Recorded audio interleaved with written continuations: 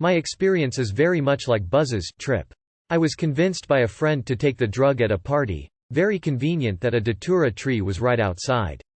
Anyway, I made a salad out of the 2 plants that I found on the ground, and for about 2 hours afterward I did not feel a thing. Well, that soon changed.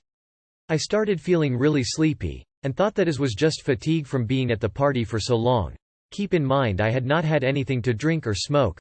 I remember starting to get bored, and that is all I remember before waking up on the floor of the party with everyone dancing around me, or so I thought. Well, it turned out that there were no dancers and that it was time for me to leave the party. The owner of the house kept telling me to leave. I remember asking him what I did wrong to get kicked out of the party. I mean, I saw tons of people dancing, drinking and having fun, but in reality none was there. I was the last guest.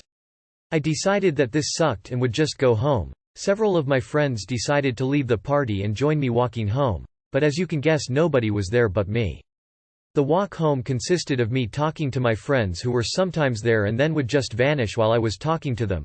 I also saw a lot of my friends just standing on street corners saying, "Hi," when I was walking past them. I thought that this was normal and I did not think twice about it. As I was walking, I noticed several one-legged people staring at me. I did not know why, but they just kept staring at me. Everywhere I went they were there staring. It was not till I came down did I realize that the one-legged people were actually parking meters. I can write forever about that night, but I will just add a few more things, like trying to ride my skateboard home and realizing that it was an oil slick, leaving my real skateboard on the bus because it was too fucking heavy to grab, trying to read a book and all the pages were blank, the smoking problem.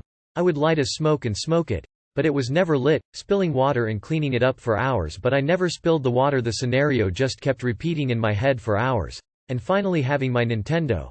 This was around 1992 when I tried this controller melt in my hand. I think the strangest thing about the trip was that I thought everything was normal. I did not know I was tripping. To me everything was just that way. I don't remember how long the trip lasted. I had no sense of time. But I do remember the horrible 2 days afterward when I was nearly blind because of the drug, could not read or tell time on my watch, everything was blurry. Also, I did not remember anything that happened till the next day. I had a pretty good trip, I guess.